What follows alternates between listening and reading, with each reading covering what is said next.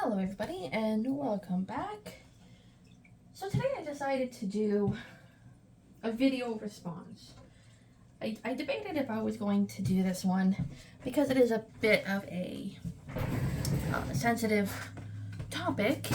It is the Mistress Ray consumerism in tarot.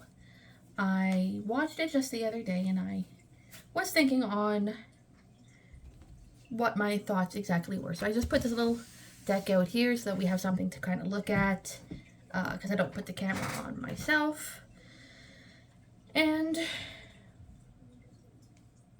so I watched her video and a few things popped out. Was, you know, I agree that the price of decks are just, you know, they're astronomical, to be honest. Like this very deck, I didn't purchase this deck. My husband did. But I know he paid a lot for it. And as beautiful as it is, was it really worth that high price? And unfortunately, it went on sale about 2 weeks after he bought it, which is kind of funny. And that made me think of some of the other ones I've gotten. I'm like, do they create a sense of fear of missing out? So, back when I purchased my Oak Ash and Thorn, one thing that I really did love was that in their emails, they did put a little blurb at the bottom, something to the effect of, you know, if you don't have the money right now, don't worry. It's always going to be in stock. You're good. But that's the only time I've ever seen that. And you've seen decks go out of stock and then they resell on eBay for 3 times as much. And I really hate that because the person who bought it seems to have only bought it for reselling. And like this particular deck, the quality is great. Like, look, it's very little bend. You do get a great deck. And I think part of the price is so extravagant because of the boxes. I don't have the box with this one right now. I don't even know where the book went. But I remember the book was this huge hard-covered, gold embossed book. Why? There wasn't really any need. It's just the deck and it came with a bag. That's all you really needed. You could have taken down all the extras and brought the price down, thereby making it more affordable to more people. And on a more personal side, I have previously been someone of limited means, I believe she called it. When I was in school, I was quite limited, and ever since I have finished, thankfully I have become a person of more means. I don't really have anything fancy. I still have the same car I had that I bought years ago with my dad. My dad's been gone for years. But growing up, didn't always have a whole lot. Of course, when I was younger, my first tarot deck, the Celtic with the blue box from '99. I have a deck of that I was able to replace.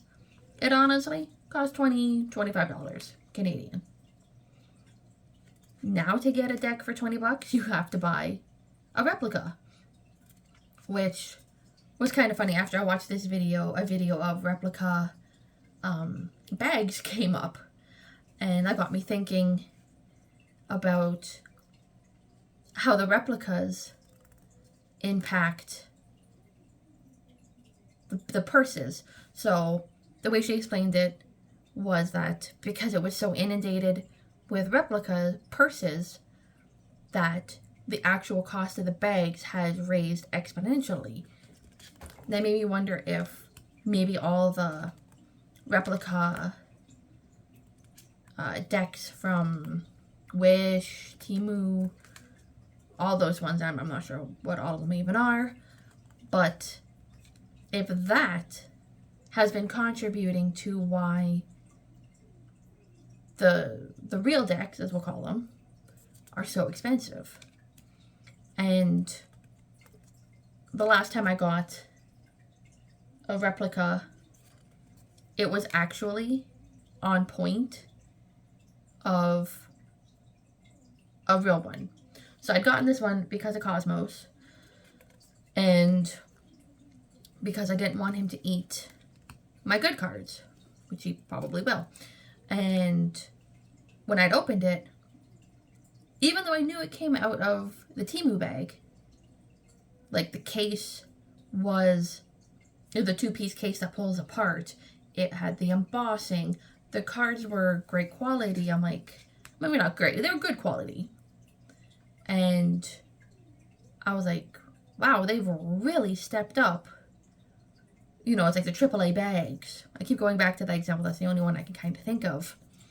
And soon, I think if, publishers and all the people involved in making a deck kind of don't smarten up, is really the only way I can think of it, is the replica decks will become more prominent, and it'll really be their own fault if I only have $50 left over from my pay or whatever, and I can either get the deck I want, maybe not all the fancy add-ons, or not get the deck I want and be annoyed. Gonna spend on the replica. Now, the only time I don't really mind all the add-ons is when I do Kickstarter, because Kickstarters are independent individuals, and that's sometimes half the fun. I actually have gotten a couple of Kickstarters. Actually, I got one that I've been meaning to show.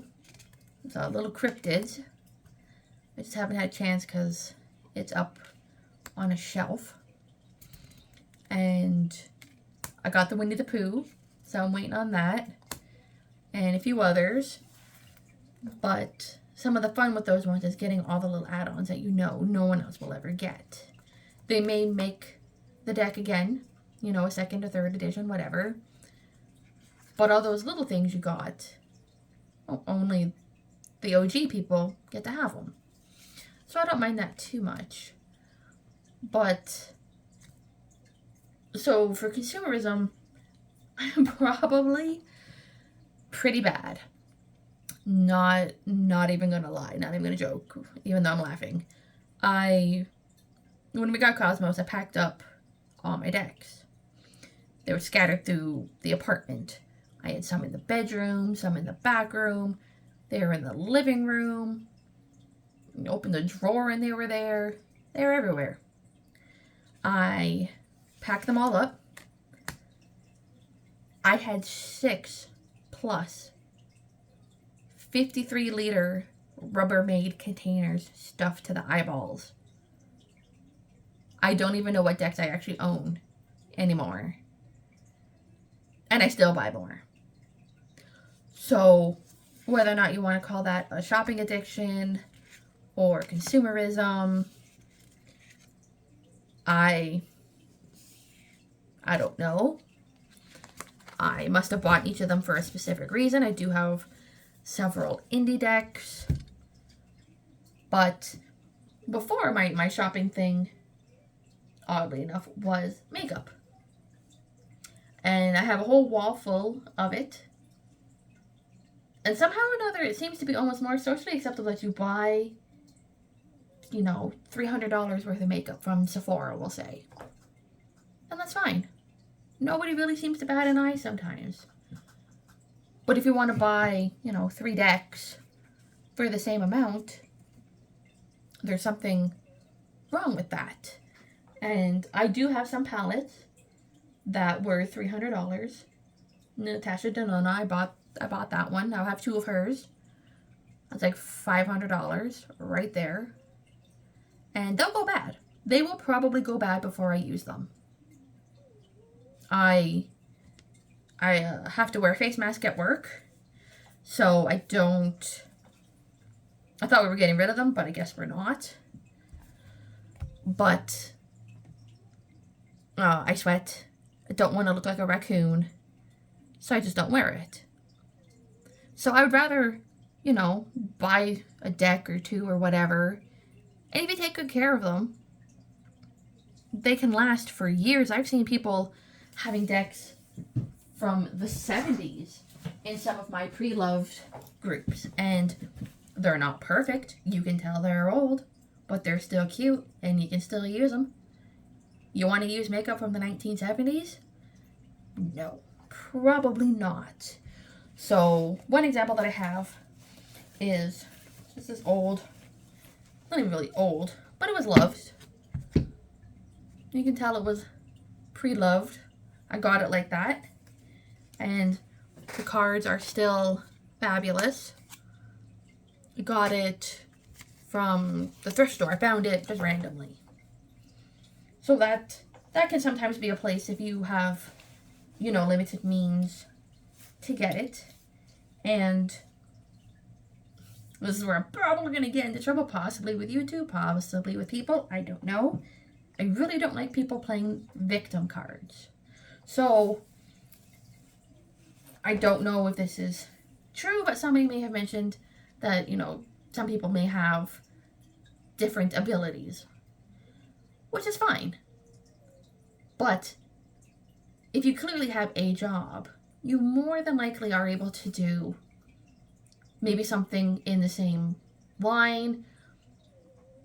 You know, everyone seems to look down on working at McDonald's. I've worked at McDonald's. It was fine.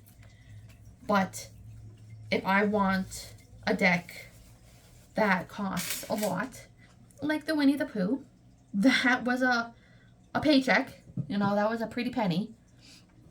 I work extra hours. I cut back on something I don't need. You know, always make sure I have gas and food, rent paid, and then after that, that's your play money. If you want things, you have to increase your pay money. Or your play money, I mean.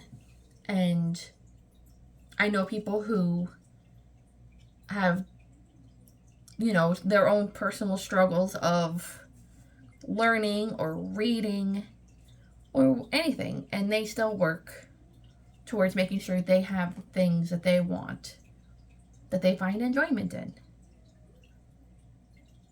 So, to say that it's not fair that a deck costs, you know, X dollars, then simply don't buy it. That's all. The world will not end if you don't get a particular deck. And I actually looked one of the ones up from the original video. It's $90 in the US. It's $130 here in Canada. Plus shipping. Plus I'll probably get hit with, you know, border fees and whatever jazz the border people hit me with.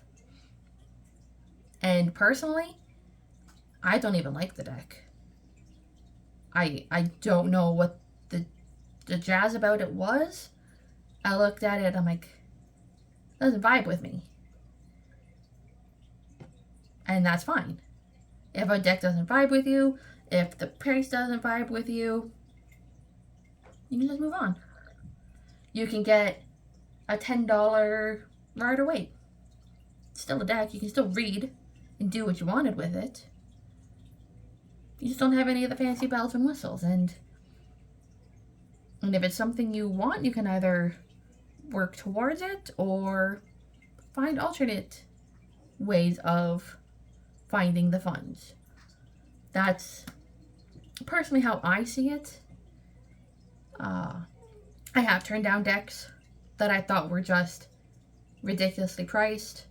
There was one deck I wanted. It was the Spirit Keeper. Thought it was pretty cool. I missed the original print, original launch. I'm not going to pay $1,000 for that deck. I did something like that once, and now I'm too scared to use a stupid deck because if I do and I damage it, or if Cosmos eats it, I'd be pretty upset.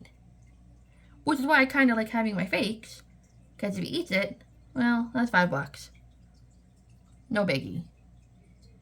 So, it's kind of all over the place with this one. I probably should have written myself some notes. I just thought it was a very interesting topic.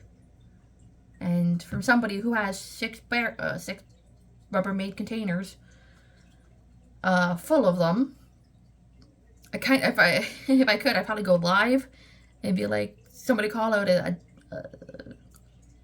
kind of deck. I'm like, I got a deck for that, and I probably have almost every category of everything. It's pretty crazy. But that's what I choose to do.